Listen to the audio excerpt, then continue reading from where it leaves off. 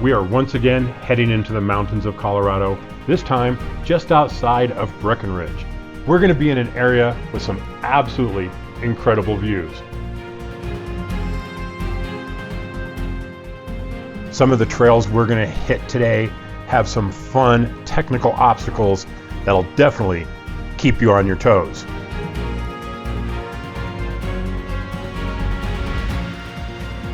Now, like any good Colorado trail, we're going to get to take a step back into history.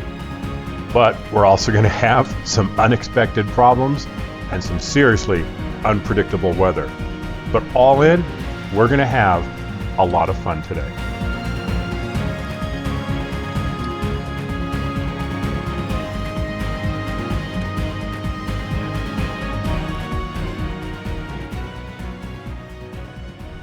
Well, hey everybody, we are outside of Montezuma, Colorado once again, and today we're going to hit some trails that we've never done before.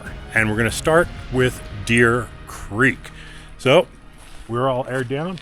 Josh and his family back there are in their 4xe today, so we'll see how that does today.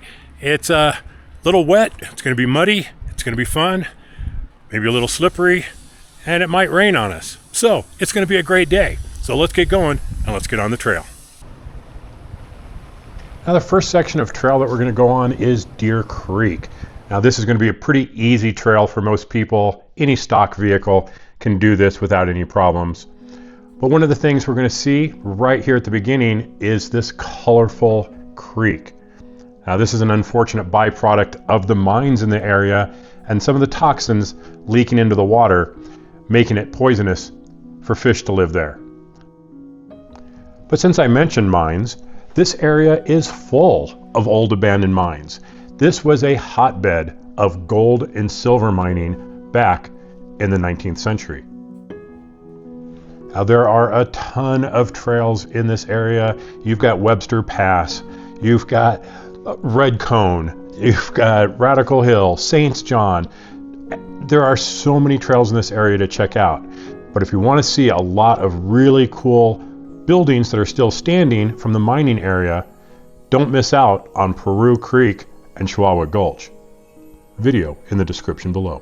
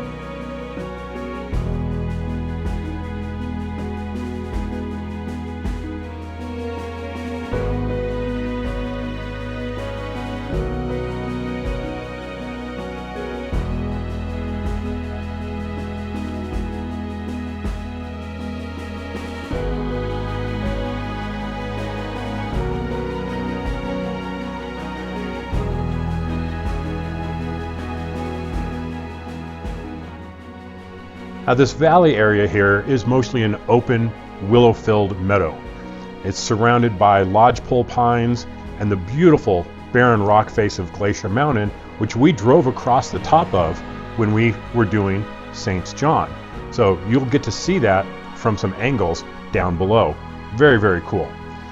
As we go to the east, we're going to run into Middle Fork Road to the Swan River heading east.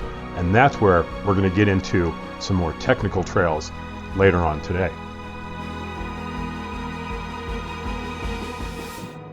But for the time being, we're going to relax, kick back, enjoy the scenery, and head towards the top of Deer Creek.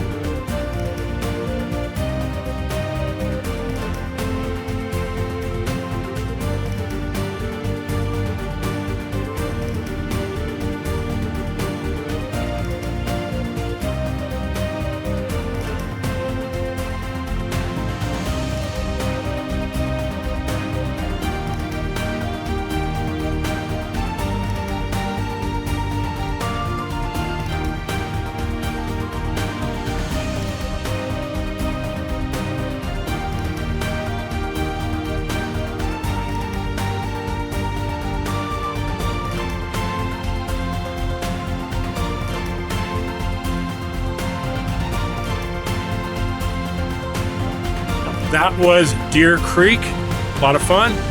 Pretty easy. Anyone in a stock vehicle can do this without any problem. You know, whether it's a Jeep, a Tacoma, whatever, you're not gonna have any problems on Deer Creek. You get up here, you got this great view, and it is August, and there is snow on the ground up here. It is pretty crazy. So you want something to get away from the heat of downtown, come up and visit Deer Creek. I think you'll enjoy it. So here you can go to St. John and head back, or you can go Mid-Fork Swan, which is what we're doing. So we're looking forward to that. Should be a little harder than Deer Creek, but we're gonna go and check that out next. Now our plan today is to make a loop. We're gonna follow Trails Off-Road. We're gonna start with Middle Fork Swan River, then head over to North Fork Swan River, then get back to Montezuma.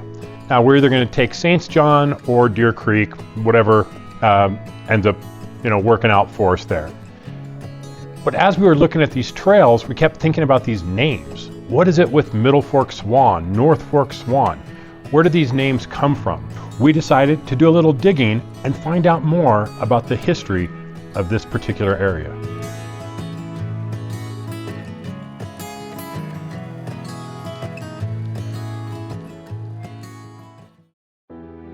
Well, the Swan River Valley area here near Breckenridge gets its name from the Swan River. Makes sense, right? Well, there's a rich history in this area dating back to the 19th century. Well, in the 1850s, gold was discovered in the area, sparking a mining boom.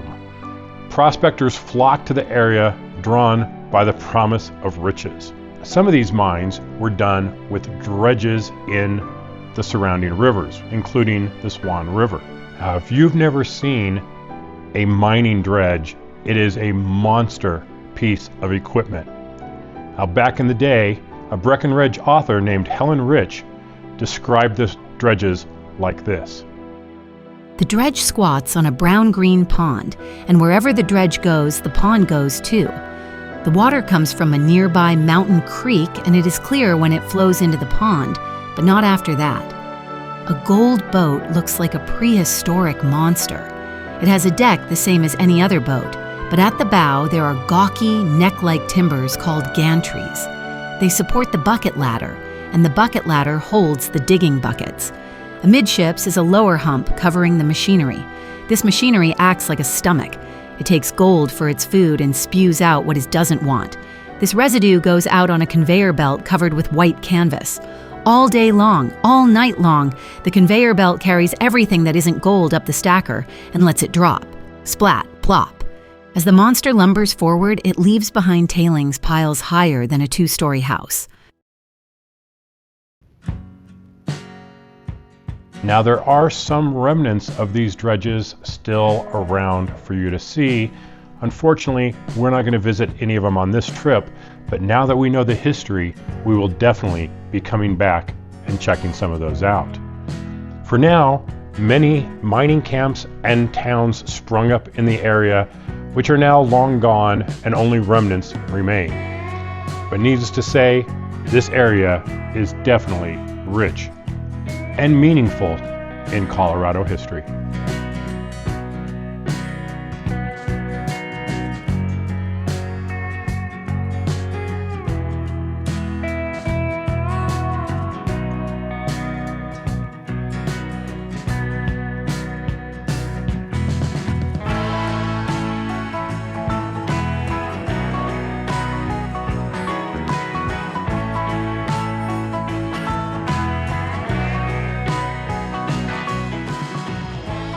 While it's been pretty easy so far, allowing us to just soak in the views, as we go downhill, the trail's getting a little slippery, so we're going to be safe and add a little distance between the vehicles. Now the next leg of the trail is where it gets its difficulty rating from. There's going to be a few ledges, a few little drop-offs, and some rockier sections. Nothing crazy, but still, it's going to ramp up the fun level quite a bit.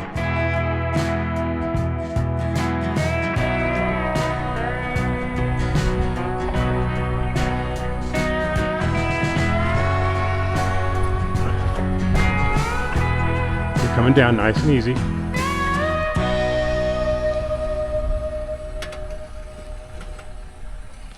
Keep coming.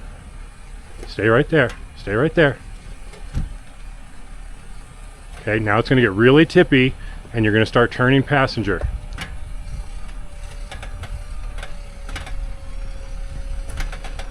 Turn passenger. Turn passenger. Passenger, passenger, passenger. Passenger, passenger, right there. Right there. Good, good, good. Perfect. Okay, bring it down. Okay. Now driver, driver, driver, driver, driver. Right there. Good, good. Good job. Straighten out. Perfect. Right there. Perfect, babe. Perfect.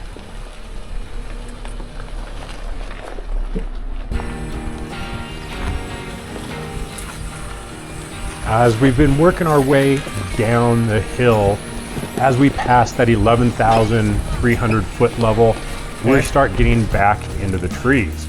Now it's been kind of fun with the road being kind of wet, doing a little slipping, a little sliding, but we're working our way down.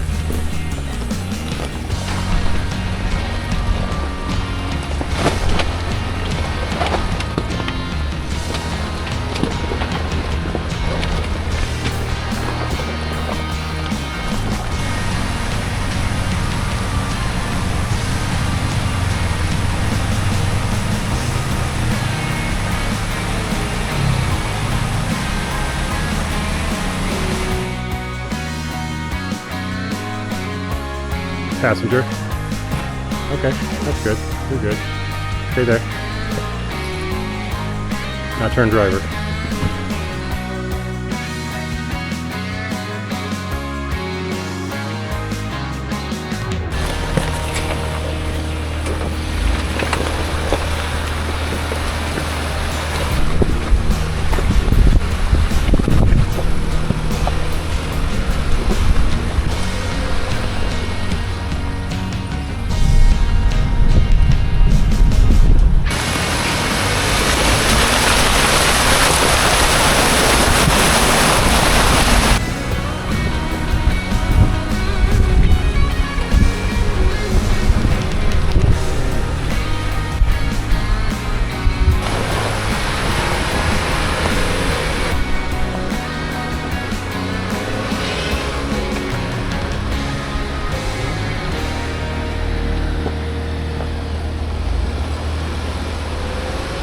Well, we're slowly waiting for a vehicle that decided to back up quite a distance to get out of our way.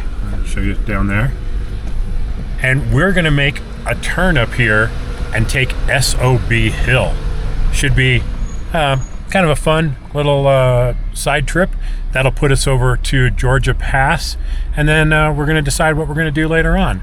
But right now, we're going to get off the trail, well, get off this trail and get on SOB Hill. I'm not gonna hit the bushes.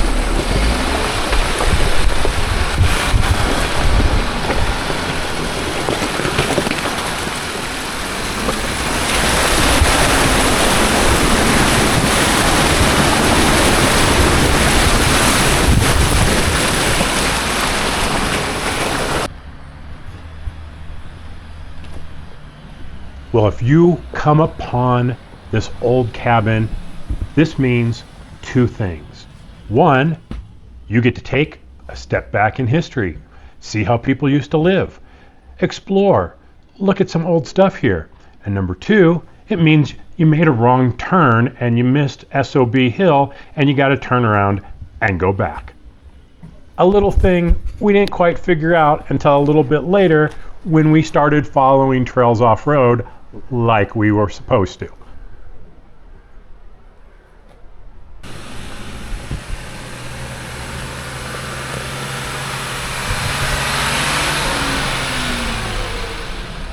Should back out? Yeah, we're gonna have to find a place to turn around. Not that this wasn't fun, but we ended up pretty far off trail. We're way over here. We're supposed to be over here. So we're doing a little backtracking to figure out what we did wrong.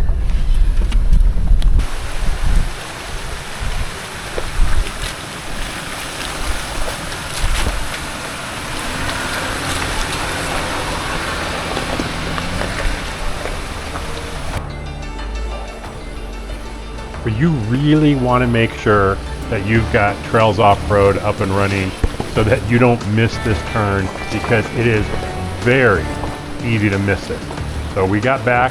We're now directly on SOB Hill, and it starts off right away with some gnarly rocks.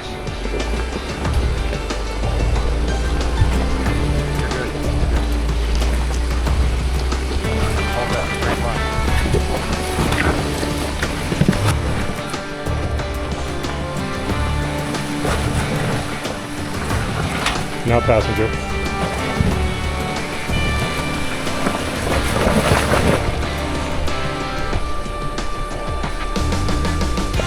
You got to get up this ledge. There you go. Excellent.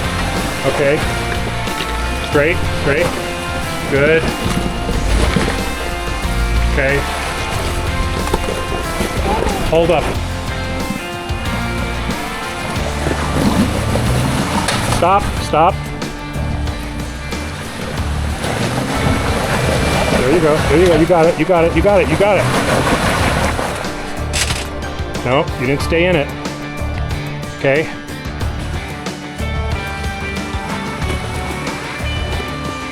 What's your passenger?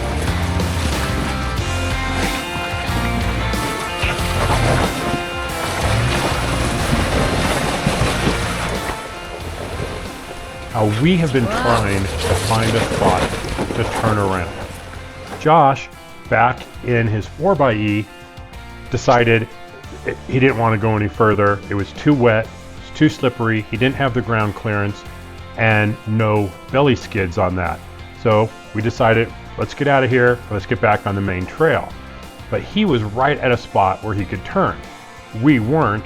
We had to go up even farther and make a really nasty turn to get ourselves back out. And now we have to go back down the hill and catch back up to Josh and Christina.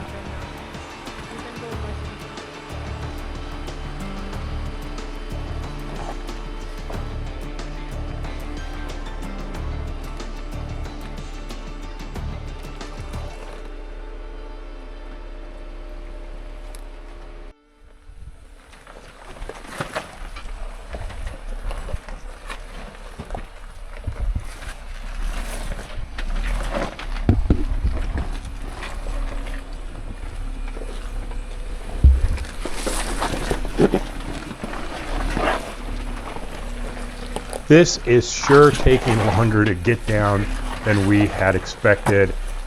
And today, with the rain, with the sloppy conditions here, SOB Hill proudly earned its name.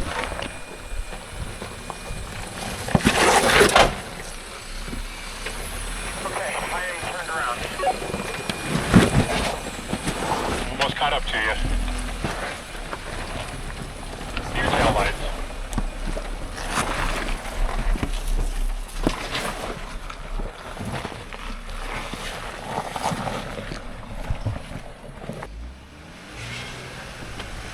Wow, we finally made it back to Middle Fork Swan River. Unfortunately, our little detour on SOB Hill did not work out today. I do love that trail. It is a lot of fun, but not when it's wet. So we're going to continue this, and then we're going to go head over to North Fork Swan River and loop our way back out.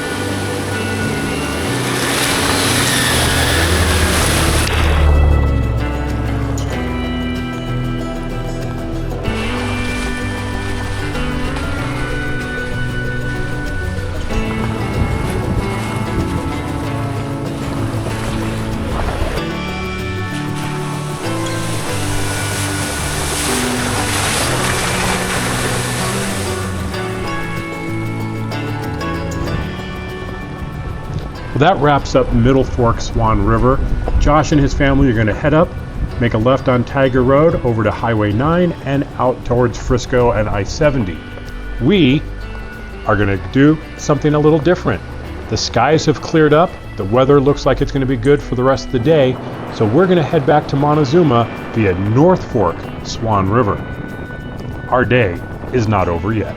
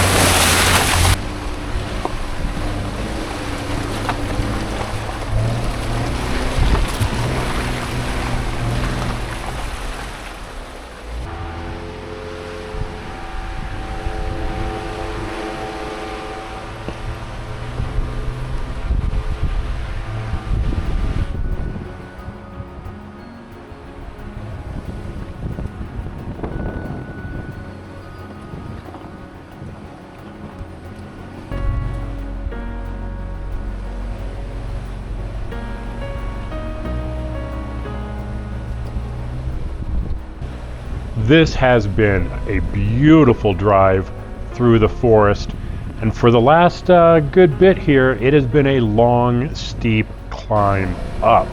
We are quickly heading to over 11,000 feet, which will put us above the tree line again. But before we get there, I see on Trails Off-Road that it looks like there's a very interesting spot for us to stop and check out.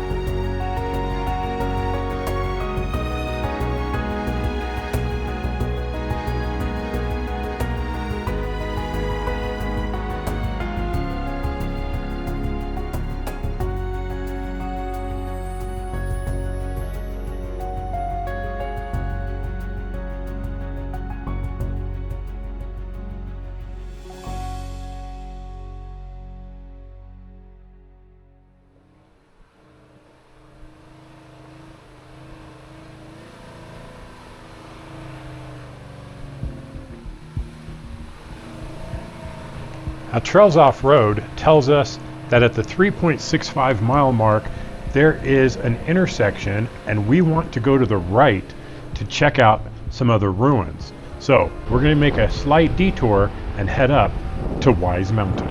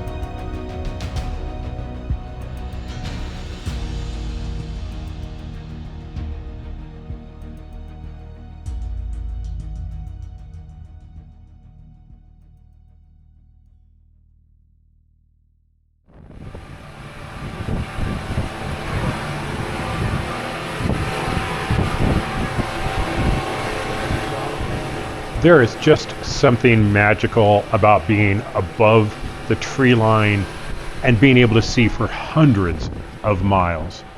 It's just something special. It is extremely windy up here, so no drone footage, a little too dangerous for that.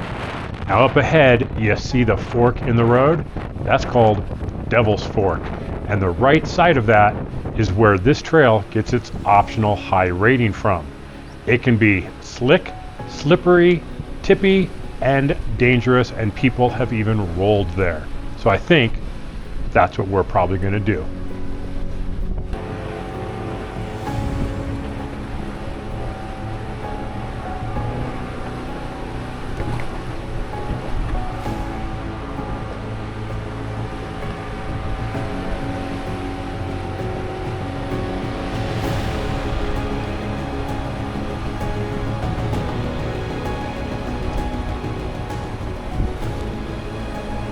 This is one of those times where I'm sure the camera does not do the scene justice. This section can definitely be very tippy, and it is very steep with a lot of loose rocks. You want to make sure that you maintain your momentum going up here and don't get too far out of the middle, or it's going to be a really bad day for you.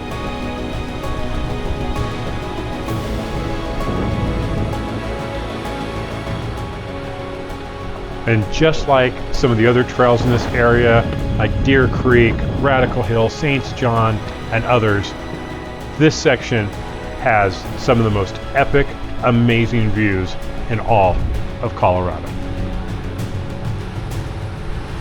Well, up in the distance, we can see a vehicle on the side of the trail. Looks like they might be broken down. There's guys standing around staring at it. Kind of hard to see from here.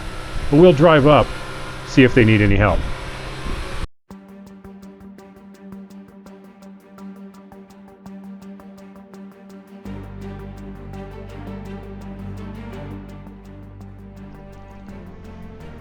Well, these guys got themselves into a bit of a pickle. They managed to get a rip in the sidewall, and they're telling us that they can't get the tire off. It's just stuck on there.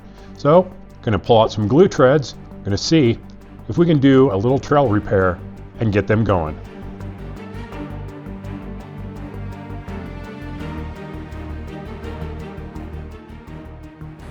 Well, we had to do some patchwork with the glue treads to get everything in shape, because that gash was really nasty. But we're airing up. It Seems like it's already full. yeah, we're not near any lakes. We're just waiting for his TPMS sensor to give us an okay. Shut it for now.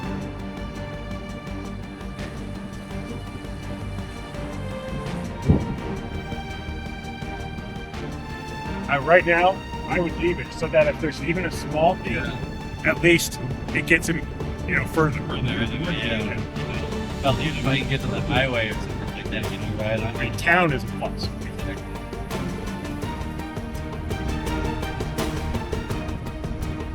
As I had mentioned, that gash is in the raised lettering on the tire, and we are just not having much luck. So we're going to try stuffing it with tire plugs and then putting the glue tread on top of that, see if we can get this thing to hold on.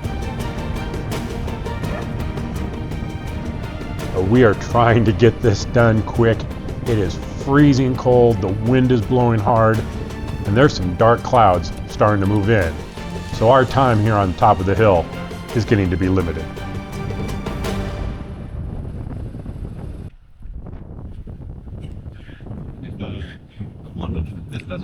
Right now, the problem that we're having is we just can't get it to seal right, even with the glue treads. The way that gash is, it's right into the letters.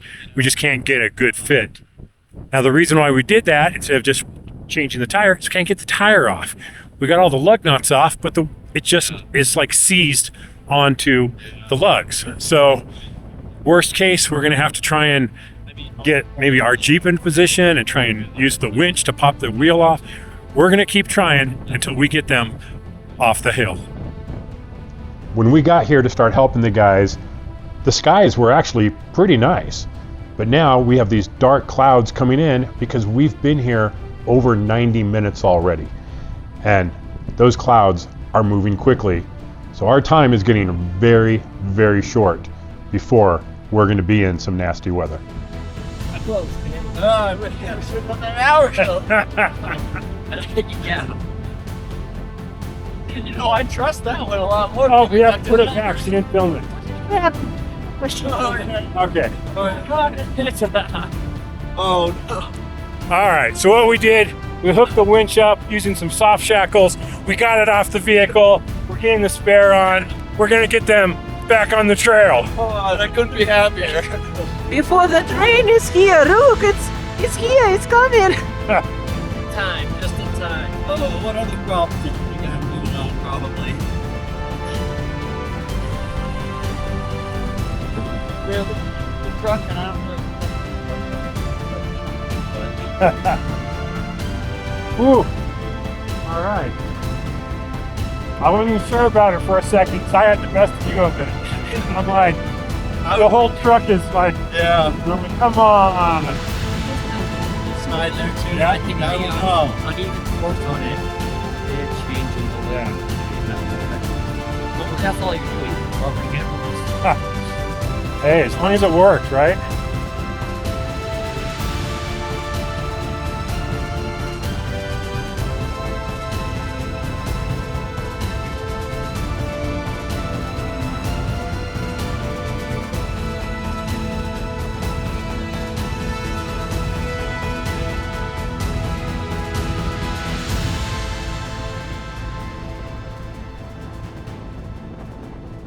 Well, that was North Fork Swan. It was a fun trail for sure. A little drama there, trying to get the guys who had the flat tire back up and running, but we got that taken care of, and we got them back on the trail. From here, you can go right behind us is the road to St. John. And directly in front of us is Deer Creek. We're going to go out Deer Creek, put us back in Montezuma. It's already starting to rain. Let's get back in the Jeep and let's get out of here before it starts pouring.